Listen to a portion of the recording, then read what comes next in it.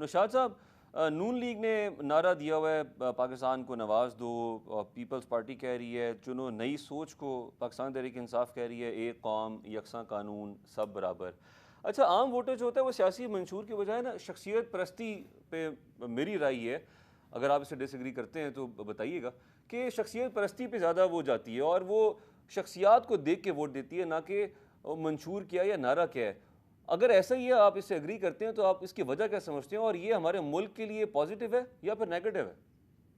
देखिए, bye and large तो ये बात दुरुस्त है कि हमारे यहाँ चूंकि सब कॉन्टिनेंट में शख्सियत परस्ती जो है उसको प्रमोट किया गया है। और हमारी जो सियासी जमातें हैं वो उस हद तक उनके अंदर इटसेल्फ जो विद इन द पार्टी जो जमहूरियत है वो उस हद तक परवान नहीं चढ़ सकी जितनी के दीगर जो डेमोक्रेटिक गवर्नमेंट्स हैं या डेमोक्रेटिक मुल्क हैं वहां पर जो उसको उसको जैसे कह सकते हैं कि एक बूस्ट मिल गया। अब मामला यह है कि यहां शख्सियत परस्ती इसलिए भी ज्यादा है कि देखिए यहां पर एक बड़ा प्रॉब्लम ये रहा है कि यहां हमारे यहाँ ऑलमोस्ट आपके जो टोटल इंडिपेंडेंस है उसमें से आधी वक्त जो है वो आमरीयतें रही हैं और उन आमरीयतों के अगेंस्ट स्ट्रगल भी हुई है।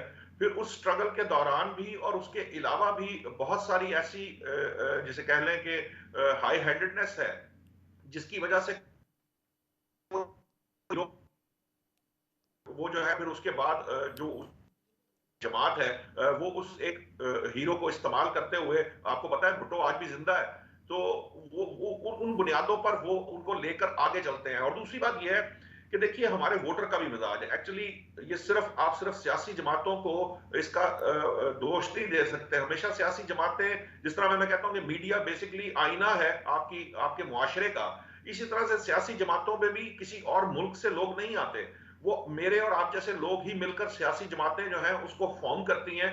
और जो हमारे वोटर्स का ट्रेंड है, हमारे वोटर की मेच्योरिटी का लेवल है, हमारी लिटरेसी का जो लेवल है, इन सारी चीजों को, इन तमाम फैक्टर्स को जब मद्देनजर रखा जाए तो हमें लीडर की रिक्वायरमेंट रहती है। हमें लीडर्स चाहिए। लीडर ही है जिससे हमें ये उम्मीद पैदा होती है कि हम शायद आने वाला वक्त हमारे लिए बेहतर हो। उसी से कौम जो है वो आस और उम्मीद लगाती है।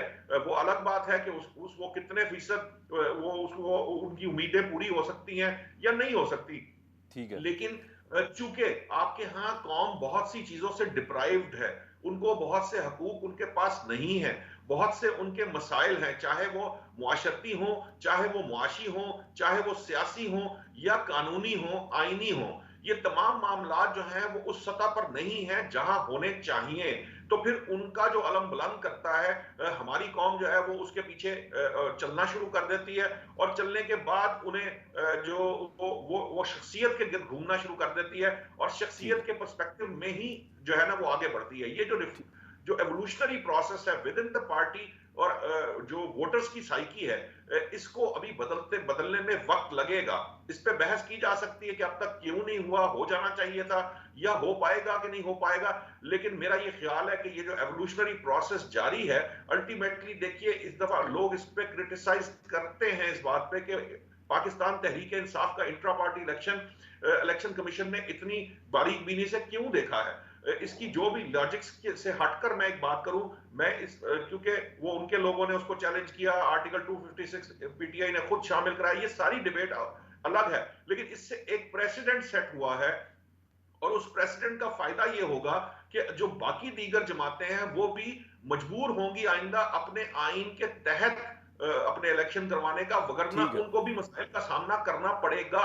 सो इससे आप उस चीज की दाग बेल डालेंगे कि जहां शख्सियत से निकलकर आप जमातों के अंदर वो उस तरह का जमहूरी रवैया पैदा कर सके जिससे जो है वो जो ये शख्सियत परस्ती जो है इसको जवाल आए और लोग जो है वो चेहरे बदलते रहें और सियासी जमातों में नए लीडर सामने ठीक आ है। सके।